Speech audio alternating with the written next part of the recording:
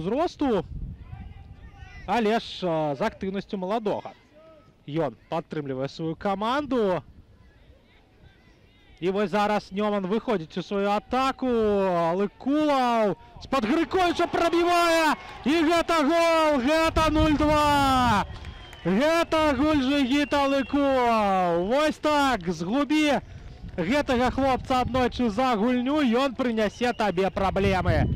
0-2 ад Гульжыгіта Лыкулава, 74-я хвіліна ў нашым матчы. І такое пачуццё, што гэтым голам Нёман здымае пытанне наконт пераможцы гэтай сустрэчы. Усё даволі лёгка далі Менчукі зрабіць Лыкулаву. Грыковіч не вельмі пільна сустракаў свайго апанента.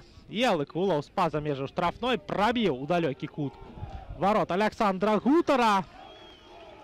Ну а вопытны галкіпер з гэтым мячом нічога зрабіць не змог. Усё ж такі гэта не пенальці.